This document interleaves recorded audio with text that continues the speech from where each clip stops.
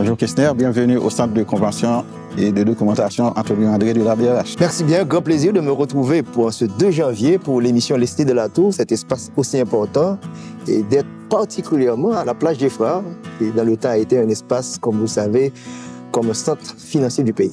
Merci bien pour l'accueil. Absolument.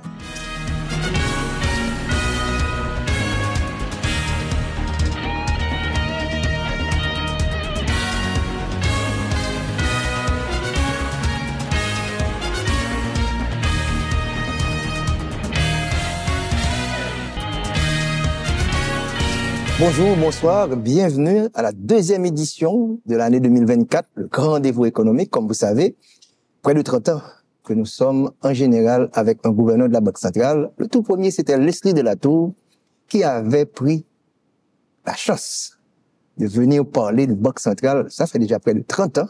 À cette époque, les banques centrales ne communiquaient pas trop. Mais on a essayé, on a tenté, et voilà que 30 ans plus tard, nous sommes avec un nouveau gouverneur dans l'espace Leslie de la Tour. Monsieur Ronald Gabriel, nouveau gouverneur, merci de répondre à cette invitation et surtout l'accueil que vous me donnez chez vous. Bonsoir Roro. Et encore une fois, bienvenue à la Banque de la République d'Haïti. Je profite pour saluer tous les téléspectatrices et tous les téléspectateurs de Radio Télémétropole.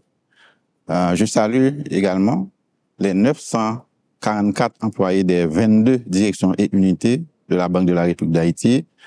Je salue tous les agents économiques et financiers à qui j'adresse mes vœux les meilleurs pour une année 2024 prospère dans un environnement de stabilité, de sécurité et de cohésion, où l'économie pourra quand même renouer avec la croissance économique après 5 années consécutives de contraction du PIB. Tout à fait. C'est la 2e fois que nous sortons de notre confort à Delma et pour venir ici, nous sommes bien à la plage des Frères, un espace mythique, je pourrais dire, du système financier haïtien. À une certaine époque, toutes les banques commerciales se retrouvaient dans cet espace, mais vous êtes l'un des derniers, des Mohicans, à rester au niveau de la Banque centrale et à maintenir, je pourrais dire, une petite flamme d'espoir dans cet espace. Comment vous vivez en ce moment-ci dans la plage des Frères? C'est un environnement extrêmement difficile, comme vous le savez, mais en même temps, c'est un symbole d'espoir et un symbole incitatif pour les autres investisseurs. Parce qu'en général, le centre-ville de tout pays représente une attraction touristique et c'est un espace commercial. Donc, je crois que c'est un signal fort lancé par la Banque centrale que dans un environnement plus sécuritaire, des investisseurs pourraient revenir à continuer des activités au sein du centre-ville. La résilience, c'est le mot-clé, je pourrais dire. Ronald Gabriel est bien connu dans le milieu financier, des économistes, mais le grand public a entendu ce nom récemment, qui est le nouveau gouverneur. Qui êtes-vous, monsieur? Je suis économiste formé au Centre de techniques de planification et d'économie appliquée et à l'Université de Montréal. Actuellement, je suis en train de poursuivre des études de doctorat en économie du développement à l'Institut des sciences, des technologies et des études avancées d'Haïti. Et parmi mes principales contributions à la Banque centrale, où j'ai commencé à travailler depuis 1990, j'ai contribué avec beaucoup d'autres collaborateurs à la réalisation de principales publications de la Banque centrale, dont l'agenda monétaire pour la croissance et l'emploi que vous connaissez probablement, Roro. Nous avons également contribué à la formalisation du comité de politique monétaire et à la systématisation du processus décisionnel. J'ai aussi, avec la collaboration d'autres membres du conseil d'administration, créé le fonds BRH pour la recherche et le développement. Et puisque vous me recevez dans un espace médiatique, je profiterai pour souligner l'initiative du cours d'économie pour les journalistes, pour 19 journalistes du pays, qui était une initiative liée à notre vision d'utiliser la communication comme un outil de politique monétaire, comme c'est le cas à travers toutes les banques centrales du monde entier. Et permettez-moi quand même de saluer la mémoire de 2 de ces journalistes qui avaient participé au cours et qui nous ont laissé. C'est Ansi Mars et Diego Chab. En effet. Bon, et c'est l'une des institutions où il y a une certaine stabilité, pas de taux de change, mais des gouverneurs. Car de cet espace que nous avons créé, l'Esti de la Tour, qui étant le premier à nous avoir accordé cette interview, pendant les 10 dernières années, je n'ai eu que 2 gouverneurs. Donc, on pourrait faire une étude scientifique comme statisticien de votre État pour voir qu'est-ce que ça peut donner comme facilité de gestion de gouvernance en quelque sorte. Et vous êtes le 3e gouverneur en moins de 15 ans, donc c'est quand même, cette stabilité est nécessaire dans la gouvernance. Quel est le secret que vous avez ici pour que les gouverneurs puissent rester pendant si longtemps? Alors, dans la vie de la Banque centrale depuis 1979, nous avions connu en fait 18 gouverneurs. Et je crois que le fait de garder le mandat d'un conseil d'administration, d'un gouverneur suivant les prescrits de la loi, c'est un élément qui est fondamental justement dans la stabilité de l'institution. Et c'est ce qui fait qu'il y a aussi une continuité dans l'action de la Banque centrale, dans les politiques que nous menons. D'un conseil d'administration, d'un gouverneur à un autre, il y a le maintien des principaux objectifs qui sont principalement de garantir la stabilité des prix et des biens, de créer des conditions pour favoriser la croissance et l'emploi. Cette stabilité est importante également pour avoir la stabilité au niveau externe. Et vous avez parlé de mandat. Le mandat de la Banque centrale des États-Unis est à peu près différent du mandat de la Banque centrale en Europe. Aux États-Unis, ils ont non seulement la stabilité des prix, mais ils ont la pression également pour maintenir création d'emplois et que les gens puissent se retrouver dans une situation assez intéressante. En Europe, c'est peut-être beaucoup plus les prix. Comme nouveau gouverneur dans un pays à faible revenu, vivant une situation extrêmement difficile, à savoir une stagnation économique et l'inflation. Comment un gouverneur peut gérer une telle situation? Car la politique monétaire, les taux d'intérêt, vous les utilisez soit pour qu'il y ait beaucoup plus d'argent pour créer des emplois, ou encore pour contrôler, faire un resserrement monétaire pour stabiliser les prix. C'est peut-être difficile quand même dans un pays comme Haïti pour être gouverneur lorsqu'on regarde ce que c'est les 2 politiques monétaires restrictives et expansionnistes. C'est une problématique qui est effectivement très difficile pour un gouverneur de banque centrale, mais ce n'est pas quand même un défi qui est propre à Haïti. Donc, dans des situations de choc, dans des situations de crise, donc les banques centrales se trouvent souvent confrontées à ce difficile arbitrage d'assurer la stabilité et aussi de poursuivre les objectifs de croissance. Dans ce contexte, la Banque centrale, quand même depuis une dizaine d'années, est rentrée dans une politique de resserrement des conditions monétaires pour pouvoir garantir, assurer la stabilité des prix, assurer la stabilité du taux de change. Mais quand même, il y a eu des coûts relativement importants, je dois l'admettre, en termes économiques, puisque le crédit s'en est ressenti. En même temps aussi, les autres conditions n'étaient pas réunies pour qu'on puisse cheminer vers la croissance économique. D'ailleurs, on va le voir un petit peu plus loin au cours de cette émission. Pour la 5e année consécutive, l'économie s'est contractée, malgré qu'il y a des avancées, il y a une amélioration du cadre macroéconomique, surtout à partir du 2e semestre que nous pourrons analyser un petit peu plus tard au cours de l'émission. Vous gérez une institution qui devrait être normalement apolitique, à savoir subissant moins de pression, je pourrais dire, mais soyons sérieux, il faudrait que l'on puisse comprendre. Vous avez des pressions pour financer le déficit budgétaire, vous avez des pressions qui donnent l'inflation, et des pressions pour créer des emplois. Comment pratiquez-vous cette politique non orthodoxe, puisque depuis quelque temps déjà, à la Banque centrale, on parle de pro-croissance, alors que la stabilité des prix, le taux de change, le public vous met la pression de manière continue? Le rationnel, justement, derrière la politique monétaire pro-croissance de la Banque centrale se fonde sur un constat, à savoir qu'il y a beaucoup de contraintes au niveau de la distribution du crédit dans le système économique et financier. Et ce sont des contraintes qu'on peut facilement comprendre à travers un ensemble de facteurs qui ne sont pas mis en place et qui constituent aussi des contraintes pour les institutions financières dans l'octroi du crédit. On pourrait parler des problèmes de cadastre, des problèmes d'identification, aussi des problèmes de revenus. Donc, ce qui fait qu'il y a à la base des contraintes à l'expansion du crédit dans l'économie. Premier constat. Deuxième constat, nous avions remarqué que le crédit tel qu'octroyé par les institutions financières se concentre presque exclusivement sur le secteur commercial. Bon, quand je dis exclusivement en termes de pourcentage, parce qu'on a environ 50% du crédit bancaire à être accordé au secteur commercial. Or, le secteur commercial, même s'il représente environ 58% dans la valeur ajoutée, bon, allons dire le secteur 3, le secteur tertiaire, mais c'est un secteur dont la valeur ajoutée est conceptuellement inexacte dans la mesure où il n'y a pas un processus de transformation véritablement au niveau des activités du secteur commercial, si ce n'est que des marges.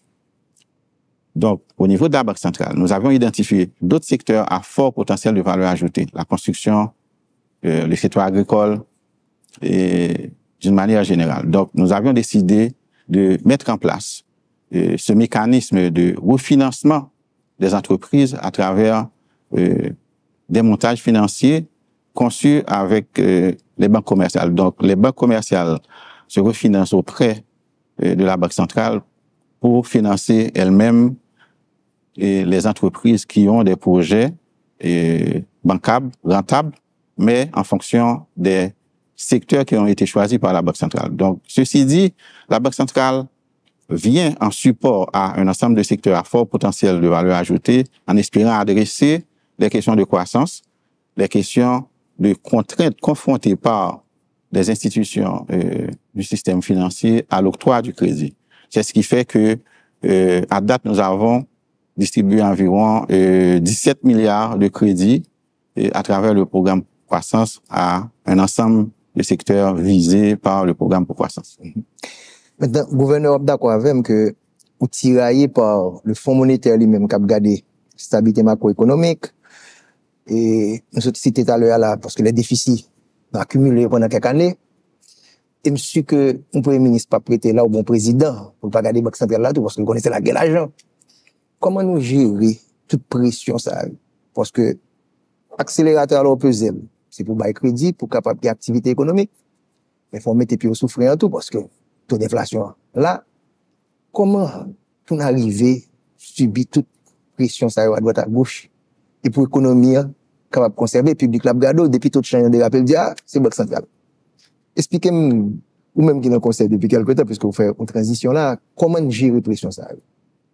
Bon, d'abord sur le plan technique, nous avons un arbitrage assez serré, difficile pour nous faire entre la poursuite des objectifs de stabilité et les objectifs de croissance. Donc, ça fait que gagner une espèce de pression naturelle au niveau technique même pour joindre résultat en essayant d'établir l'arbitrage entre ces deux éléments, ces deux objectifs plutôt contradictoires, dans un premier temps.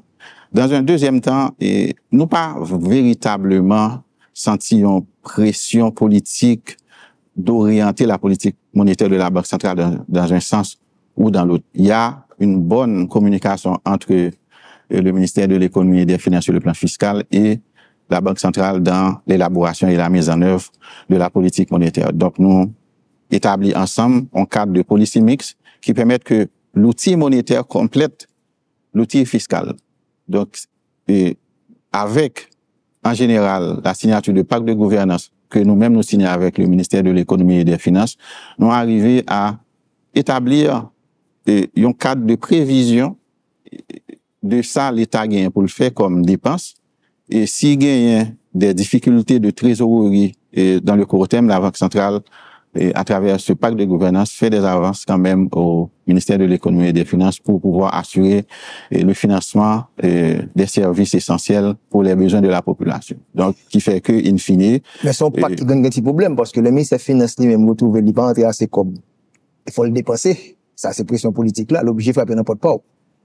Donc, est-ce que là, même s'il a une bonne volonté, il pas un choc avec et ou même pour aider pour gérer déficit ça, masse monétaire là pour augmenter et ça instabilité politique. C'est-à-dire 5 années sans croissance économique. Donc comment on arrive survivre l'activité comme ça? Alors, tant qu'on me dit, même si la stabilité du change, la stabilité des prix, c'est la responsabilité institutionnelle de la Banque centrale, mais quel que soit responsable de politique publique là, les besoins d'un environnement de stabilité pour les capables d'exercer mise en œuvre politique publique que la mener dans le secteur PAL. Donc, quelque part, même si il y a une différenciation au niveau des responsabilités institutionnelles, mais globalement, tous les décideurs de politique publique devraient regarder dans la seule direction qui est d'arriver à la stabilité macroéconomique et aussi à la croissance. Pour ce qui concerne les recours du ministère de l'économie et des finances du gouvernement en général à la Banque centrale en matière de financement, il y a un cadre qui permet que l'État recourt au financement de la Banque centrale.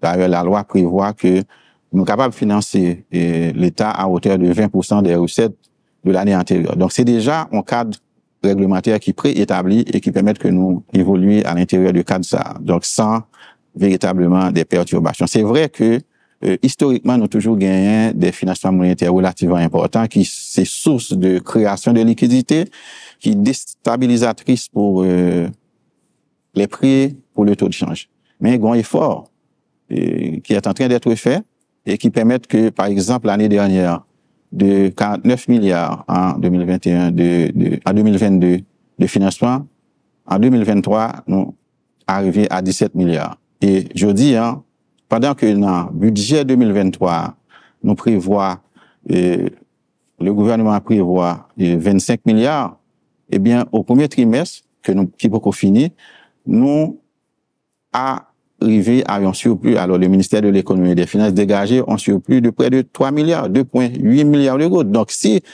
gagnent des besoins pour et le ministère de l'économie et des finances fait une série de dépenses avant qu'il commence à utiliser les 25 milliards, il gagne un surplus de 2,8 que le dégagé d'octobre à jeudi. Donc, ça a montré que, d'une manière générale, d'une manière globale, il y a un effort qui fait en matière de gestion des finances publiques et qui diminue la pression, ça va parler. Donc, hier, nous constatons dans le 1er janvier avec le ministre des Finances sur partie finances publiques là. Ou même, c'est particulièrement, ou même, là, ça nous a capable aller vers la balance des paiements qui bat taux de change là. Et nous pas capable à faire interview avant pour nous pas mettre un pied accent sur le taux de change. Nous pas rentrer là, fondamentaux, tout ça. Mais, qui secret qui est là, qui fait nous que le taux de change là a diminué après le fameux cri d'avril de l'ancien gouverneur qui dit que nous avons une stabilité. Est-ce que c'est économie qui a amélioré parce que nous avons des PIB à moins 1,9% cette année et 5 années consécutives de contraction du PIB, inflation là, qu'est-ce qui s'est passé avec ce taux de change? Bon, me dire d'abord, Kessner, qui s'est passé dans l'économie pendant l'année 2023 et ça va le permettre de nous déboucher par la suite sur qui s'est passé dans le taux de change, quelle explication nous-mêmes, de manière technique, scientifique, nous sommes capables de proposer. D'abord, tant que ministre finance Abdili, c'est une année extrêmement difficile, avec un pile de défis que nous rencontrons. Mais en même temps, c'est une année au cours de laquelle nous avons constaté à partir du deuxième semestre là, il y a un début d'amélioration, une tendance à l'amélioration du cadre macroéconomique. D'abord, sur la question des défis. L'insécurité. L'insécurité, c'est le facteur qui a causé des dommages extrêmement importants sur le fonctionnement des activités économiques. D'abord, il y a eu rupture des circuits d'approvisionnement, qui jusqu'à présent c'est le cas. Rupture circuit d'approvisionnement, au fait que il y a un manque de mobilité des facteurs de production, un manque de mobilité des biens. Il y a un ralentissement des activités, il y a un tout arrêt de certaines entreprises, surtout dans les zones les plus difficiles. Donc, en présence de ralentissement des activités, en présence de rupture circuit d'approvisionnement, c'est clair que les prix relatifs ont altéré. Donc, une altération des prix relatifs qui, in fine, a abouti tout à une augmentation de l'inflation.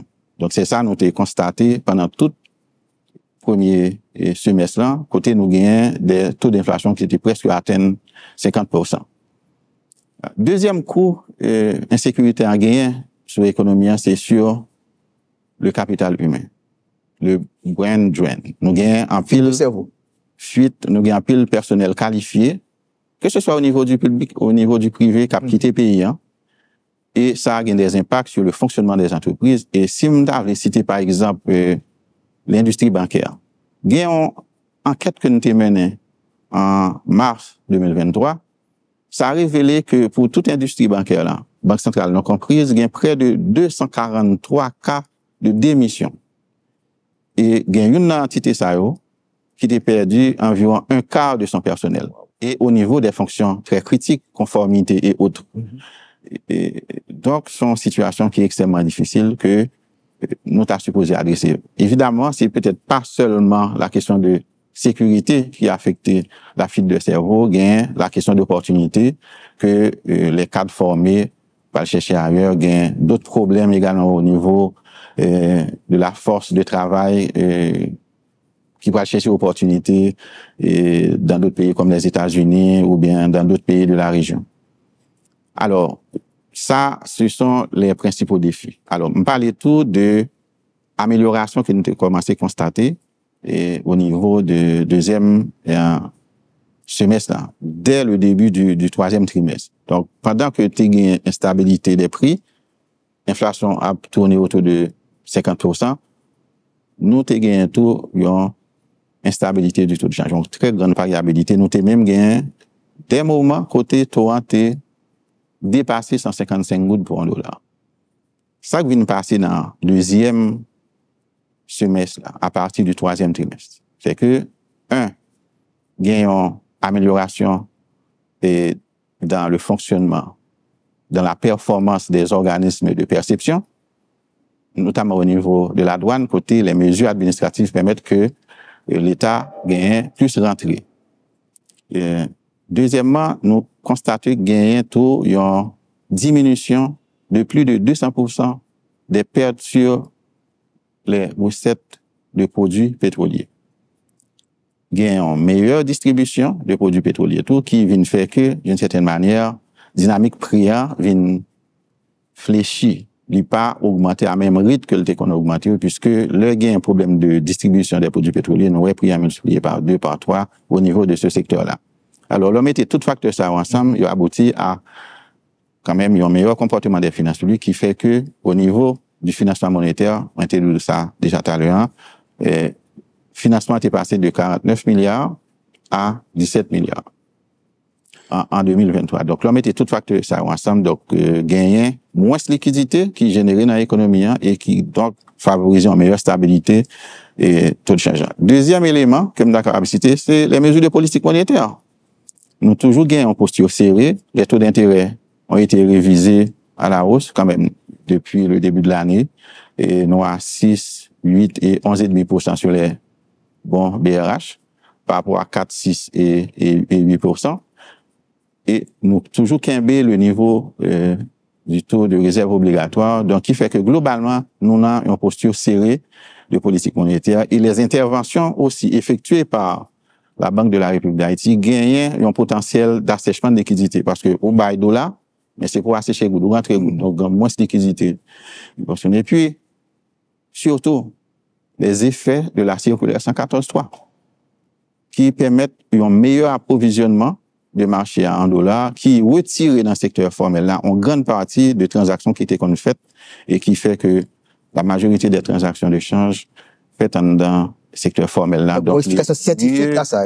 Mieux approvisionné. Okay. Donc, d'ailleurs, si on a comparé les statistiques de transactions qui étaient faites sur le marché d'échange autour de 30-40 millions de dollars, mais nous passons à 50 et 60 millions de dollars. Okay. Donc, c'est un marché qui est mieux approvisionné. Donc, tout élément ça concourt à une stabilité. Vous suivez le magazine économique, le rendez-vous économique, le deuxième de l'année 2024. Notre invité, c'est le gouverneur de la Banque centrale, le tout nouveau, M. Ronald Gabriel, qui est avec nous. Nous sommes au centre de convention de la Banque centrale pour discuter des sujets très importants. On prend la pause, on se retrouve dans quelques instants pour la deuxième partie de l'émission. Nous sommes bien au centre de convention et de documentation Antonio André de la Banque centrale. C'est la deuxième fois dans la longue histoire de cette émission, Espace Tessy de la Tour, que nous réalisons une émission, cet Espace Tessy de la Tour à la Banque centrale. Et un nouveau gouverneur, M. Ronald Gabriel, qui souhaite expliquer nous là comment situation est dans la banque là. Public la garde dans pile avec taux de change là. Souhaite expliquer de manière scientifique ce qui se passe là. Un gouverneur, prochaine question, il va dire, je te dis, les taux ont augmenté, et ça fait prix augmenter. Pour qui ça taux a baissé comme ça de 153 gouttes, vous rappelez très bien. avant mois d'avril, toute pression que tu gagné, qu'on y a nous, elle a baissé autour de 130 gouttes et ouais que prix pas baissé. Je parle de choc d'approvisionnement, mais le grand public là, besoin de comprendre. Tout de change là, baissé, prix a pas baissé dans le marché, que le supermarché ou encore dans le marché public. Ça passe. Alors, je vais faire 2 points sur discussion sur taux de change. Et avant que moi expliquer relation ça. Parce que, tant qu'on dit, le focus est mis sur le taux de change dans la discussion économique en Haïti. Moi-même, j'aimerais profiter de l'espace ça pour moi inviter mes confrères économistes, les commentateurs économiques, à ne pas réduire la discussion économique à un débat sur le taux de change. Et c'est vrai que le taux de change est important, mais il y a plein d'autres facteurs qui sont tout aussi importants dans l'analyse économique. Par exemple, si nous référons au carré magique de Kaldor, qui, dans la macroéconomie keynésienne, parle de la stabilité des prix, l'emploi, les équilibres externes et la croissance économique. Donc, ce sont des éléments qui permettent qu'on analyse l'économie, qui permettent qu'on fait des analyses de performance, des analyses de projection, qui permettent qu'on adresse les problèmes de contraintes, qui sont capables de permettre nous tous, in fine, prendre des décisions de politique publique. Il y a des économistes qui ont ajouté une autre dimension qui fait de carrière en pentagone. Ils ont ajouté la soutenabilité de la dette. Donc, voici un ensemble de paramètres qu'on est capable d'utiliser pour analyser l'économie. Donc, le taux de change, si que nous avons une économie qui était plus performante, que offre était plus élastique en mesure de répondre à toute incitation de la demande globale, un taux de change qui a augmenté, donc, on monnaie qui a déprécié, aurait été un avantage en matière de compétitivité prix. Donc, ça, c'est un élément important, je voulais quand même souligner l'aspect ça. Maintenant, pour ce qui concerne la relation entre le taux de change et l'inflation, il y a un indicateur que les économistes ont utilisé en général, qui est le pass-through coefficient, qui c'est le taux de répercussion du taux de change à l'inflation. Il permet qu'on voit comment le taux de change a varié de 1%, qui impacte que la gain sur la variation des prix. Bon, évidemment, son relation qui est bi-univoque pour regarder si l'inflation a augmenté, qui est fait tout que le capable de gagner sur le taux de change. Dans le cas d'économie haïtienne, gagner, on est capable de dire un manque de concurrence. C'est pas un marché qui est totalement concurrentiel. Il y a une asymétrie des informations. Donc, ce qui fait que les agents économiques ne sont pas nécessairement informés de la fixation des prix sur tous les segments de marché pour le même bien. Si on arrive à un moment où l'information est partagée de manière globale, complète, donc on va arriver à une situation d'information égale, d'accès à l'information égale, et à ce moment-là, l'agent économique peut aller window shopping, aller chercher donc bien service là côté les joindre meilleur prix. Donc le fait que il y a une segmentation, information pas accessible à tout le monde, donc ça favorise les pôles ça favorise le monopole ou l'oligopole d'une manière générale. Alors maintenant, dans ce cadre-là, nous sommes capables de dire structure marchand, caractéristique marchand fait que c'est pas tout de suite que une variation taux de change à la baisse a gagné un impact sur la baisse des prix. D'ailleurs, en économie, il y a ce qu'on appelle le price stickiness. Donc, bon, rigidité presque naturelle dans le marché qui fait que le prix n'a pas descendre aussi rapidement que l'autre facteur qui fait que qu'on augmente. Donc, ça, c'est un élément qui est capable d'expliquer le délai que prend prix pour ajuster par rapport avec mais les attentes négatives maintenant des producteurs automatiquement que tu as commencé à venir même ils commencent à ajuster. OK, donc ça n'a bien souligné tout de suite on va me finir avec la première partie qui c'est on constate à savoir que même si prix au pas descendre dans niveau que il a supposé descendre pour refléter le mouvement à la baisse de taux de change, même pas cap dit que prix au pas enfin disons tendance là pas ralenti parce que nous était autour de 50 il était autour de 50% en janvier dernier okay? Et puis là nous pratiquement nous autour de 20%. Donc gagner de manière évidente une décélération des prix. une décélération des prix, donc, qui correspond à une diminution de l'inflation. Là, nous dit inflation diminue, ça ne veut pas dire prix au diminuer, ça veut dire rythme d'accroissement prix au diminuer. Et c'est dans la dynamique ça que nous. Donc, quand même, on ne va pas dire que pas gain effet de baisse taux de changement sur prix. Donc, son effet là, une inertie, on a constaté peut-être un petit peu plus tard dans le temps et un meilleur ajustement de prix par rapport à nouveau taux de changement. Mais en même temps, manque de concurrence, inertie, qu'on fait que ça qui passe dans le prix, les anticipations, tant qu'on se dit, gagnent des impacts sur le prix. Parce que les vendeurs de biens, qu'on fait des ajustements par anticipation. Ça veut dire, attendre que le prix n'a pas augmenté dans un temps T plus N. Donc, depuis notre temps T, vous commencez à ajuster le prix à la hausse pour capable remplacer les biens qu'ils ont à commander pour pouvoir écouler sur le marché. Donc, certainement, il faut reconnaître que son environnement tout à fait anormal. On a regardé les situations politiques, on a regardé tout problème qu'il y a aujourd'hui, et je ne tape pas la ministre finance parce que dans un pays normal, monopole, taxation, monopole, violence peut venir à l'État.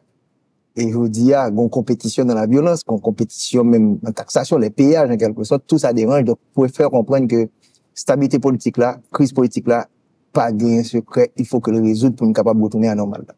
Maintenant, gouverneur, ou pas explication, mais le ressenti quand même. Sans se dire, nous-mêmes qui avons gardé Koubio, nous étions tendancieux, nous, mais ressenti, c'est que mon dit, même pas sentir là, même, vous dites, l'inflation a baissé, mais moi que pouvoir d'achat m'a diminué en quelque sorte.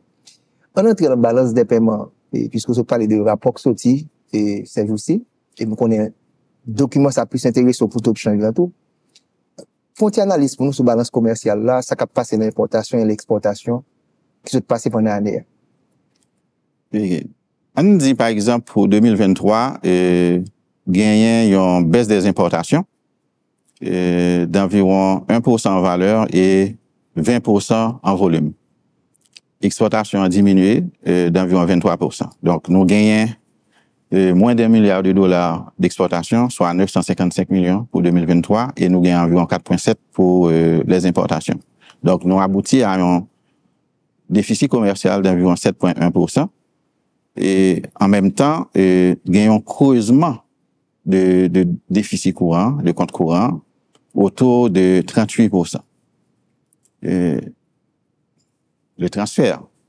Et si nous prenons les transferts sans contrepartie, il y a une diminution de 4%. Ça, c'est si nous considérons les flux de transfert transitant par le canal formel dans la compagnie de transfert, dans la maison de transfert. Mais si nous prenons au niveau des flux du compte courant de la balance des paiements, gagnent une diminution de 1,2%. Mais le mettez compte courant en relation avec ce qui passe au niveau des flux entrants, qui c'est moins 1,6% pour les transferts courants, vous êtes capable de voir que gagnent une inadéquation. Ça veut dire que flux entrant yo pas refléter ça que tu as supposé gagner pour financer ce compte courant en déficit d'environ 38%. Là, c'est à cause des problèmes de couverture de données et un problème sur lequel on travaille pour nous capables de gagner de meilleures statistiques pour refléter la véritable situation de la balance des paiements. Donc, tout dit, économie sur ça, population ça. Donc, la balance des paiements telle que données existent là, et omission qui fait que ou pas une correspondance entre les flux entrants qui pour financer ce déficit du compte courant et qui est un petit peu plus que 3,6% de PIB au niveau de compte erreur omission. Et nous travaillons sur lui pour nous capable de gagner des meilleures statistiques pour refléter la véritable situation de balance des paiements. Mais de toute façon, il est évident que il y a une détérioration de la balance des paiements. Et d'ailleurs, c'est peut-être pas étonnant au niveau des exportations, surtout au niveau de la mangue. Nous avons des problèmes au niveau de l'inspection parce que il y a une usine qui était quoi des bouquets inspection n'a pas qu'à faire et on connaît pour que produit ça accéder à certains marchés, notamment le marché américain, il y a des contrôles d'inspection qui supposent être faits. Donc, rupture circuit d'approvisionnement, problème insécurité, gang fait que entreprise ça n'a pas qu'à fonctionner. Donc, inspection ça n'a pas qu'à faire. Donc, ça fait que Manglan c'est une produit dans panier d'exploitation qui diminue et qui contribue tout à la détérioration des déficit commercial. Donc, le grand public a supposé comprendre, c'est entrer avec sortie de devise qui va avoir bon résultat. Et dans la situation que nous avons, nous pas fait $1 milliard d'exportation et même le secteur assemblage a pris coup. Parce que, ouais, même le nombre d'emplois qui passe en bas 50 000, l'on pas exporte, on pas entrer de devise. Importation, même s'il diminue, mais diminue moins. Et pression inflationniste sur les marchés internationaux, on n'a pas un volume, mais vous dépensez beaucoup plus comme vous parlez de pétrole là-dedans tout. Et investissement direct étranger, ça, on va pas parler de ça qu'on y a du tout. On va parler de si réel, c'est insignifiant. Oui, investissement direct étranger diminué. Nous gagnons environ 24 millions de dollars et par rapport à 39 millions de dollars l'exercice précédent. Mais investissement direct, ça, c'est surtout réinvestissement au niveau de télécom. Donc, de nouveaux investissements plutôt rares, il y aura en diminution. Mais c'est quelque chose qui aussi peut être interprété très facilement, expliqué très facilement par l'environnement en général d'insécurité. Parce que dans le contexte, ça, il est difficile pour attirer des investissements, même les locaux. Et même avec des conditions de crédit favorables, difficile pour un investisseur prêter l'argent dans le système bancaire là pour aller investir avec tous les risques qui se posent sur les investissements.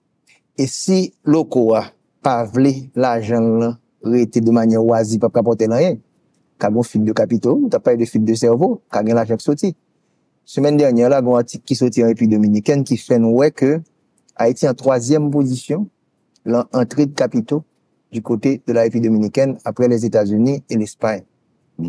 Donc, ça montre que l'argent pas fait là, c'est pas travailler là. À l'autre côté, l'année dernière, le gouverneur disait que il était remarqué que la République dominicaine a tiré des capitaux assez importants après les États-Unis. Est-ce que même mouvement ça continue? Oui, donc, conditions n'ont pas changé.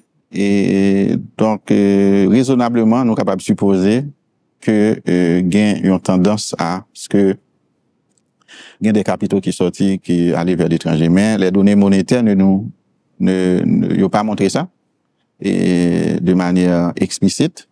Et donc, nous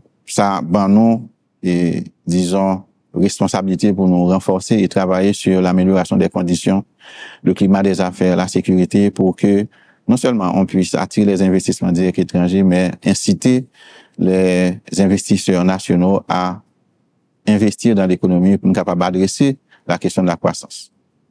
Je suppose un gouverneur chaque matin levé, le sauteur 3 litres avec bouché pour regarder les taux de change. C'est bien ça? Ça trouble le sommeil au gouverneur. Est-ce que tendance là pour aller la baisser il presque 130 qu'on y a? Oui.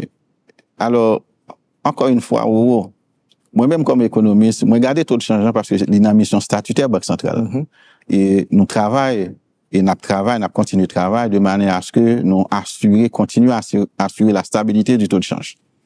Et à travers tous les outils ça que nous avons parlé avant, comme si nous avons contrôlé les injections de liquidités dans l'économie, nous avons affiné les outils de politique monétaire, et puis nous avons continué au niveau de la politique macroprudentielle à maintenir les actions de surveillance pour nous diminuer l'informalisation dans l'économie et qui pour permettre nous diminuer l'importance de tout facteur qui pas des facteurs fondamentaux qui sont capables de déraper tout de change. Ça, c'est quelque chose que nous faisons régulièrement et que nous allons continuer à faire. Mais en même temps, on pas voulu garder tout de change seulement. Et encore une fois, si m'a référé au carré magique de Kaldor, il y a pile d'autres facteurs pour nous garder les conditions pour créer la croissance. Parce que, écoutez, sur les 5 dernières années, nous avons une contraction cumulée de plus de 10%. De plus de 10%. Et à peu près 2%. Donc, c'est ça, en moyenne de 2% par an. Et donc, c'est comme si nous étions dans une trappe à la croissance négative. Et l'économiste Charles Cadet qui aime parler de croissance végétative. donc très faible, et sur les 30 à 40 dernières années. Mais là, depuis 5 ans, nous avons un cycle de contraction. Donc, il faut que nous garder les facteurs qui pourraient permettre de nous sortir de cycle de croissance négative ça, et pour nous capables d'adresser une meilleure stabilité du taux de change. Comment briser ce cercle vicieux que nous l'avons là, trappe ça, pour nous créer un cercle vertueux? Parce que l'année prochaine, selon le gouvernement, le budget que l'a appliqué, il prévoit un taux de croissance d'à peu près 0,7%. Si nous avons perdu 2% pendant 5 ans, ça veut dire que nous avons perdu 2 goals. Donc, il faut qu'au moins nous retourner à 2 par année pour nous compenser. Et même nous demandé 5 à 10%. Comment même, comme économiste et à la Banque centrale, supposer que j'aimerais dire toutes choses étant égales par ailleurs, nous avons retrouvé des conditions assez intéressantes, que nous retrouver sécurité, nous retrouver, ça nous est capable de stabilité macroéconomique. Qui ça pour nous faire pour nous retrouver une croissance, pour nous compenser 5 années de perte que nous avons fait là, de richesse là? Bon, je pense que, il faut que nous accroître à plus que 2%, et pour nous être capable de retourner sur un sentier de croissance véritablement. Croître en moyenne de 2% dans les 5 prochaines années, après mettez-nous dans un niveau il y a 5 ans plus tôt. Donc, pour nous faire plus, il faut que nous croître à plus de 2% en moyenne. C'est un démographique qui soutient.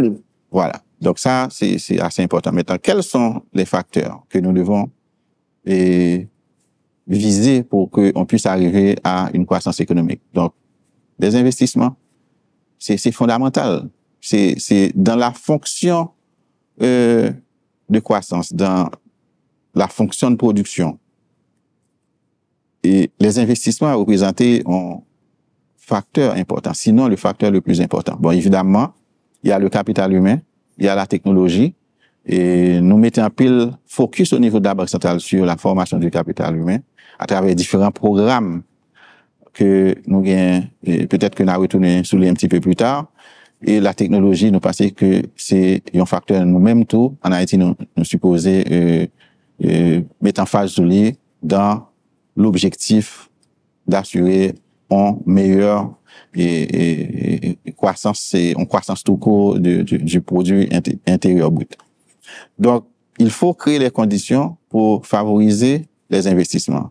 Il faut créer les conditions pour que le crédit puisse être distribué par le système financier, par le système bancaire. Et parce que en 2023, nous avons une contraction du crédit d'environ, si on prend le crédit total accordé à l'économie, gros des dollars confondus, nous avons environ une contraction de 4,5%. Et le crédit en gros 5,8%, et le crédit en dollars, et les mêmes taux, les diminuer. Et donc, globalement, il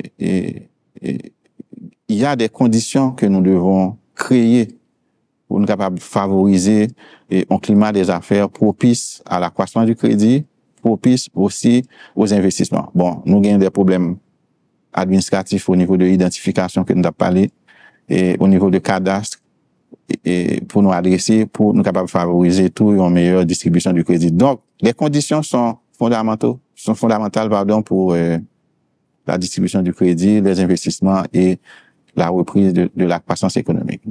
Hier encore, nous avons parlé avec le ministre des Finances sur l'importance d'investissement. Nous avons dit, l'économie, c'est un avion qui a 2 moteurs. Il faut faire investissement public et privé. Il faut mettre l'huile dans le moteur pour être capable de voler. Il faut être capable de gagner gasoline dans l'avion. Et nous avons regardé les chiffres pendant 5 dernières années.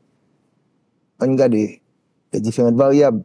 On prend l'environnement des affaires, on parle de l'IA, cap détérioré. Investisseurs pas mettre comme, investisseurs privés pas mettre comme local, investisseurs publics pas et internationaux pas venir, et même investissement public est difficile. Vous faites parce que faut gouvernement montrer comme pour le capable parler là-dedans. Donc, chiffres montrent que formation brute capital là, en moyenne, 20% de contraction, qui vaut moins 2% de contraction PIB. Donc, une contraction de 60% à peu près au niveau des investissements. Mais, gouverneur, ou même c'est là pour ça, c'est créer faciliter des investissements à travers le crédit, même si c'est pas un crédit à entreprise, mais sous monter ton intérêt, le crédit a diminué, sous diminué, l'a encouragé.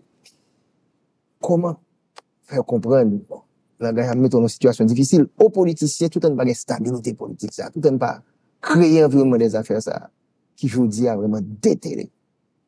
Quoi faire? Vous parlez ensuite de capital humain, les jeunes générations. Qui l'école, si vous parlez, qui investissement? Comment on va faire compétition avec le Dominicain, le jeune Jamaïcain qui gagne 20 ans, qui peut être un nombre de jours de classe cap faire que pas faire le tout. Donc, c'est une situation extrêmement difficile, là. Tout à fait. Donc, c'est un environnement côté qui gagne un pile défi et je crois que résultat année 2023, qui de toute façon inscrit dans droite ligne de ça que nous avons enregistré pour année passée, côté nous en décroissance.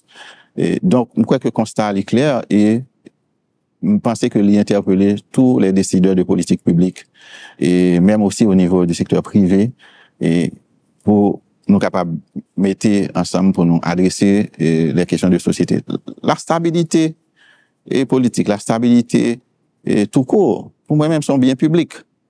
Sont bien publics. Dans un environnement stable, je crois qu'il est plus facile pour les investisseurs de réaliser des taux de rentabilité beaucoup plus importants, pour faire plus l'argent, pour chiffre d'affaires capable plus important. Donc, moi, je pense que bien public ça, il faut que nous tous mettions ensemble pour nous adresser, pour nous résoudre les questions de sécurité. Parce que même si à la Banque centrale, nous sommes capables de gagner une politique monétaire optimale, mais la politique monétaire, c'est un élément suffisant, c'est nécessaire, mais il n'est pas suffisant. Il n'est pas suffisant. Il y a tout un série de l'autre conditions qui pourraient réunir pour nous capables de générer des résultats recherchés à travers la politique monétaire. Il faut que la politique mixante, nous continuions à renforcer le monétaire et le fiscal. Au niveau sécuritaire, il faut que les agents économiques puissent circuler. Il faut que la mobilité des facteurs, la mobilité des biens soit assurée et pour nous capables, au niveau de toutes les chaînes de valeur, gagner capacité pour nous créer richesse qui pourra aboutir finalement à la croissance économique qui va permettre nous adresser les questions de pauvreté aussi, les questions d'inclusion financière. Et les statistiques montrent que presque moitié de la population dans une situation d'insécurité alimentaire, 4,5 millions d'habitants. Il faut que nous adressions les problèmes, si ce n'est qu'à travers des conditions à mettre en place, à travers la sécurité, à travers la création d'emplois. Donc, je pense que c'est la responsabilité des politiques, c'est la responsabilité aussi de tous les citoyens. Voilà, vous suivez le deuxième grand rendez-vous économique de l'année 2024, le gouverneur de la Banque centrale, le tout nouveau, M. Ronald Gabriel, qui nous explique les difficultés qu'il y a pour retrouver la croissance économique dans ce pays. Nous allons quitter le sujet économique pour nous passer à d'autres défis que la Banque centrale a gagné, parce que il y a un pile que nous avons subi en l'année 2023, et pour voir qui est important son institution a gagné en notre pays. Nous avons proposé dans quelques instants pour la troisième et la dernière partie de l'émission. Vous suivez le deuxième grand rendez-vous économique de l'année 2024. Nous sommes à la Banque centrale, au centre de convention et de documentation Antonio André. C'est la deuxième fois que nous réalisons en 30 ans cette émission, cet espace. Un nouveau gouverneur, c'est bien la raison d'être présent ici. Gouverneur, encore, me remercie que vous recevez un décor qui est extrêmement intéressant. Et nous sommes analysés un pile problème là déjà. La troisième partie, nous pourrons parler surtout du risque qui gagne. Et risques, ça, c'est pas des risques pour Haïti, c'est des risques mondiaux que nous sommes capables de parler de risques climatiques qu'on y a là. Que chaque année qu'on y a, on fait de COP, de transition climatique, la température a changé sur nous. Là, on a parlé de risques chaîne d'approvisionnement. Nous pas qu'à garder simplement Matisse ou bien Canaan. On a ça qui passé dans la mer aujourd'hui à cause de situation Gaza avec Israël qui est intéressant parce que le pétrole là capable de monter. Donc, on connaît le pétrole là monter qui pression capable de faire sur l'économie et pour rejaillir sur nous-mêmes. Et cybersécurité, mon troisième risque encore. Comment que vous retrouvez ou même avec problème déjà les chocs internes pour nous prendre tout choc externe ça. Donc retrouver la croissance économique avec tant de risques, c'est encore beaucoup plus difficile. Parce que plus le risque est élevé, vous pourrez gagner des situations beaucoup plus difficiles à gérer. Et en finance, il n'y a pas de mettons l'ambiance multi-risque ça. Donc il faut que l'on développe une culture de gestion de risque dans ce pays, pas seulement au niveau macro, mais même au niveau micro, parce que je dis à cette entreprise-là, absolument le même problème ça, il n'y a pas qu'à un produit là, il n'y a pas qu'à un étrange, il n'y a pas qu'à déplacer un produit là. Donc voilà des problèmes en quelque sorte pour nous montrer mon yo, c'est pas un bail qui va être facile pour nous faire croissance de plus de 2% pour se prôner là tout à l'heure. Oui, tout à fait. Donc, c'est un environnement qui est chargé de défis, qui est plein avec risques là-dedans. Donc, approche de gestion multi-risque, là, c'est une approche pour moi-même qui est fondamentale pour nous-mêmes comme autorité responsable publique, nous capables de regarder, mais aussi au niveau du secteur privé, comment il n'y a pas adapté modèle affaires à un environnement risqué, à un environnement qui est toujours un choc là-dedans. Donc, effectivement, il y a un choc climatique, il y a un choc géopolitique, il y a un choc humanitaire, pour ainsi dire, parce que avec l'immigration, des cadres bien formés au niveau de fonctions critiques de série d'entreprises. Et ça, c'est une nouvelle donne avec laquelle entreprises sont obligées et compter pour capable continuer avec leurs affaires, avec investissement qui ont été déjà consentis dans l'économie. Mais moi-même, je suis capable de compter sur la résilience. La résilience d'un pile secteur dans l'économie, en tant que secteur bancaire. Là. Secteur bancaire, là, c'est un secteur qui montrait que malgré que il y a une dégradation de l'environnement des affaires, malgré qu'il y a une contraction PIB, mais le secteur bancaire, là, il montrait capacité de résilience, parce qu'il était liquide, il était rentable et surtout il est bien capitalisé. Et évidemment, ça ne veut pas dire pas gain risque. Si l'économie continue à décroître, l'exposition de ces institutions financières là par rapport à des débiteurs qui sont capables de gagner des difficultés pour repayer, ça c'est un élément de risque avec lequel le système bancaire doit compter. Et nous-mêmes, au niveau de la Banque centrale, on a regardé ça de très près pour être capable de bien conduire action et responsabilité de surveillance que nous gagnons auprès du système d'une manière générale. Quand on supprime ça, les moratoires qu'on lance, qu'est-ce que ça veut dire? Comment vous interpréter?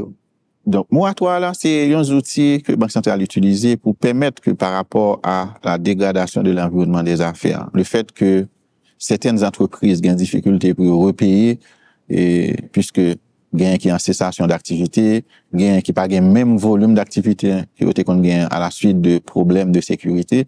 Donc, moratoire permet que les débiteurs du système gagnent un petit souffle. Il pas résoudre le problème, non, mais il permet de souffler, donc il reporter un petit peu plus loin délai que débiteurs ça a été gain pour payer service de la dette auprès de institutions bancaires.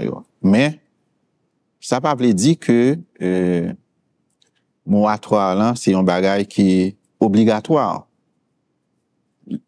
Un client pas nécessairement éligible à moratoire là, il y a tout un ensemble de critères d'éligibilité que l'institution financière gagne pour le considérer avant que le bail y un moratoire. Donc, un critère ça c'est à garder si débiteur, moun qui doué banque là, li gagne au niveau de l'entreprise, li un flux de trésorerie suffisant pour le capable acquitter de paiement que le supposé faire par banque là. Donc, s'il a un flux de trésorerie suffisant, client ça n'est pas éligible à moratoire. Donc, l'éducation financière à faire là. Absolument. Tout à fait. Absolument. Maintenant, les sanctions. Un autre facteur encore qui était dominé en 2023 et que la Banque centrale a obligé de garder. Il y a une série de pays qui décident de mettre une série de sanctions sur des acteurs, pas des moindres, qui intéressaient le secteur bancaire. Comment vous avez expliqué ça et qui impact sur l'économie, leur sanction ça? D'abord sur le banque, parce qu'il y a des actionnaires de banque qui prennent sanctions, pas des moindres. Donc, comment nous-mêmes nous gérons ça dans la Banque centrale là? Pour sanctions, et je suis capable de dire d'abord que moi-même, je n'ai pas anticipé dans la Banque centrale là que a gagné un impact en termes de coûts financiers sur le système bancaire. Pas de perte, pas gagner un risque vraiment sur question de liquidité, sur question de rentabilité et système bancaire par rapport avec sanctions ça. À moins que t'as gagné peut-être une débiteur, une institution ça qui t'a une exposition tellement importante qui t'a venu faire que si la cessation d'activité, si activité le vient gain difficulté à cause de sanctions qui t'a capable d'exposer banque en plus. Mais moi-même moi pas anticiper ça au niveau de la Banque centrale. D'une part, d'autre part, sanctions yo, quelle que soit l'origine yo, internationale et multilatérale si c'est une institution comme l'ONU ou bien si c'est une sanction bilatérale qui vient d'un pays, tant que le Canada te fait, quelle que soit l'origine sanction, institution financière est supposée actionner fonction de conformité. Ça veut dire qu'il faut qu'il actionner la fonction de vigilance accrue envers tout client, tout monde avec qui il gagne en relation d'affaires, eh bien, il faut qu'il actionne fonction de surveillance pour être capable sûr qu'il y a en conformité avec ça qui sorti dans différents points dans la sanction. Parce qu'en général, il y a des procédures, il y a des normes qui sont bien définies. Donc, on est dès que section point son action est point important. 1, 2, 3, 4, ça peut faire? Non, et sanctions qui sortent en général, il y a toujours gain la marche à suivre. Tout ça que moun qui sanctionne n'a pas qu'à faire. S'il n'a pas qu'à faire transaction internationale, il n'a pas qu'à utiliser carte de crédit, et il n'est pas capable de faire des virements. Tout bagage ça, si apparenté, et madame, les petites, les moun que gagne relation d'affaires avec elle, si sanction emportée sur tout le monde ça, et bien, banque là connaît, qui ça pour le faire tout. Donc, il est très clair dans la sanction, là, au sorti, sur qui ça pour banque faire. Donc, question surveillance là, donc, si moun, t'as comme dit, sous liste de personnes sanctionnées, eh bien, banque là connaît, faut qu'il gagne une vigilance accrue sur transaction, moun ça fait. Si tant est que yo pas mandé pour cesser relation d'affaires avec client ça, parce que sanction rien doit demander pour soit pour geler les avoirs, soit pour fermer les comptes, soit pour remettre dépôt, et soit pour sanction, soit pour fermer tout compte les apparentés. Donc sanction yo en général clair sur qui ça pour institution financière en fait. Nous même ça nous recommander dans Banque centrale, c'est que banque yo très vigilant et KYC et faut qu'on client et appétence institution financière pour le risque. Ça veut dire que si client sont clients importants, faut qu'il pas fait arbitrage entre importance client gain dans portefeuille avec risque que apprendre à faire affaire avec, continue faire affaire avec si son client qui est sanctionné.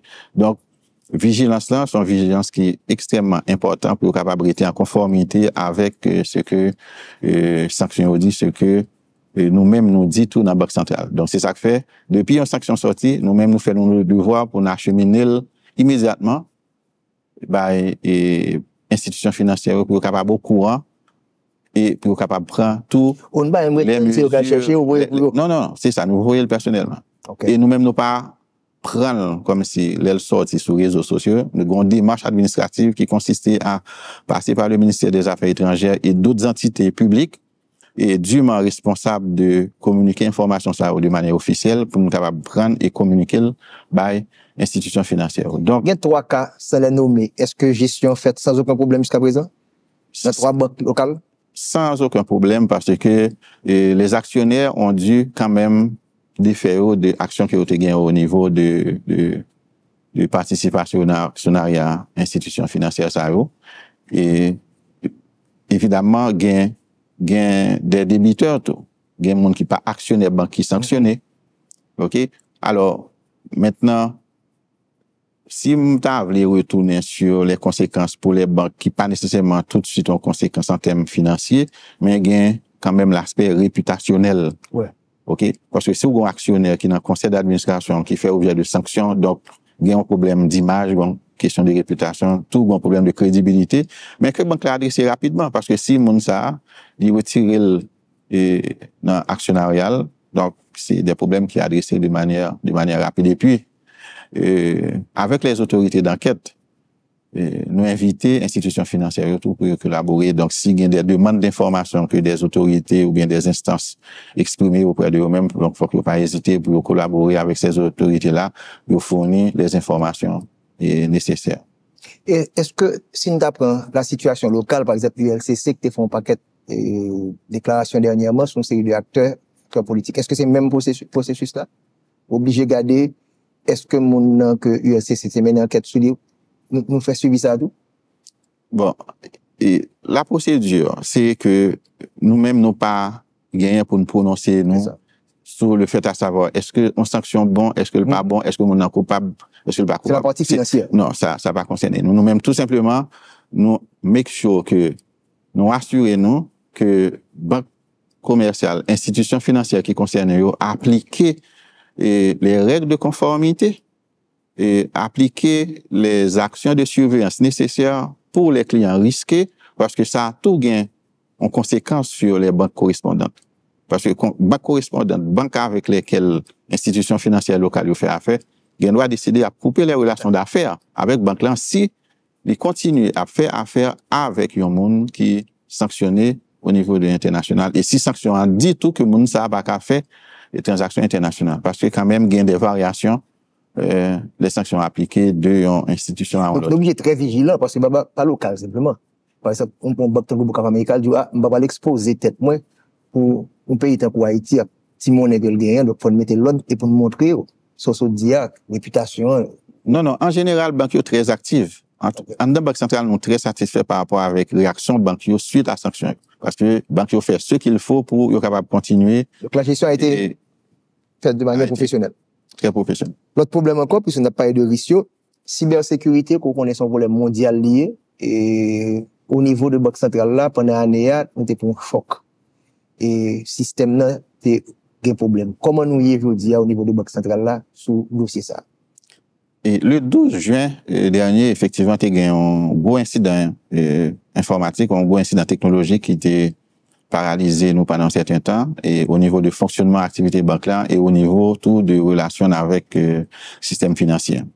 Et il y a eu un problème au niveau de SPI, et pour faire virement, il y a eu un problème au niveau de la compensation automatique, et il y a eu un problème au niveau de certaines autres fonctionnalités en banque là. Mais si on prend SWIFT, qui est ces outils qui permettent que nous fassions des transactions avec l'étranger, n'est pas affecté. Mais assez rapidement, depuis pratiquement le mois de juin, le 26, nous avons déjà remis en fonctionnement le système de paiement interbancaire, le SPI. Ensuite, la compensation électronique qui était manuelle dans un premier temps et qui était allongé tout délai de compensation chèque rétabli le 24 octobre. Et il y a des problèmes au niveau de PRONAP, interopérabilité, que nous travaillons sur lui. Mais en même temps, nous travaillons sur un nouveau système de paiement interbancaire SIH, qui permet que, enfin, au niveau de compensation électronique, là, qui permet que le délai de compensation réduit le plus rapidement que possible. Enfin, délai de compensation a réduit.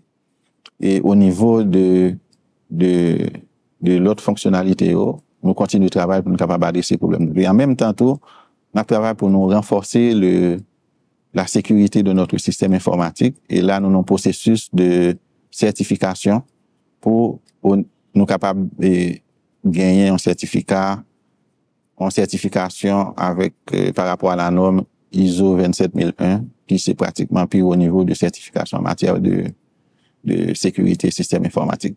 Donc, problème là, nous commençons à résoudre en grande partie, mais il y a un travail qui continue à faire pour nous renforcer la sécurité et pour porter un meilleur service à la communauté. Si là, il y a un problème, ça, les banques commerciales peuvent subir également. Maintenant, c'est tout le système financier presque pour commencer à retrouver, même une supervision bancaire, pour une supervision technologique qui vous faites là. Parce qu'il faut une structure solide. Parce que n'importe banque qui a des problèmes, est capable de gagner le système là. Ce sont les défis que le système financier a subi là. Et ou même comme le grand contrôleur pour empêcher que le problème ça a posé la fintech quand même. Bon, en général, banque est assez bien structurée sur le plan technologique, mais en même temps tout aussi solide que structure technologique, infrastructure technologique n'est capable de ça pas dit qu'on n'est pas capable d'exposer tout à un certain problème qui est capable de venir. Nous sommes capables de voir que pendant l'année qui passée là, c'est plusieurs cas de problèmes technologiques dans le système informatique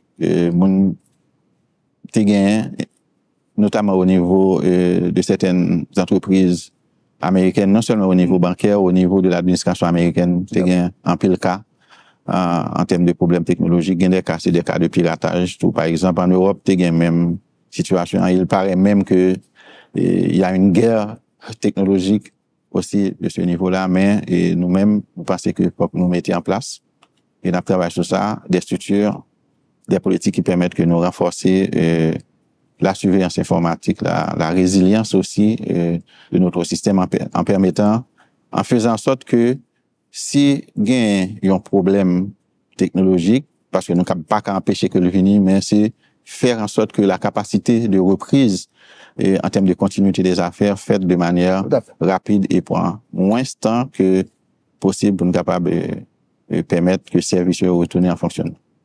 Un nouveau conseil, bon, moi, quelques partenaires qui vont gagner un conseil après travailler avec eux, pas présenter au début, mais bon, c'est capable de finir avec le conseil là. Et quels sont les membres qui composent ce conseil? Et nous gagnons Georges-Henri Fils, qui c'est le vice-gouverneur, qui était déjà là dans l'ancien conseil d'administration. Nous gagnons Mathieu Fortuna, qui c'est le directeur général. Il fait en bon temps, en bon plan comme directeur du contrôle de crédit. Il y a Maître Michel Delerme, qui était directeur du département des affaires juridiques, qui sont membres conseillants. Et puis gagnons Monsieur Florian Jean-Marie, qui c'est ancien coordonnateur de la commission nationale des marchés publics, et qui gagne en expertise et qui vient dans la banque là avec un certain recul. Et ensemble, on a géré banque là et d'une manière, je dirais, collégiale, qui permettent que nous atteignons les objectifs de stabilité des prix et aussi adresser des problèmes qui ont rapport avec le personnel.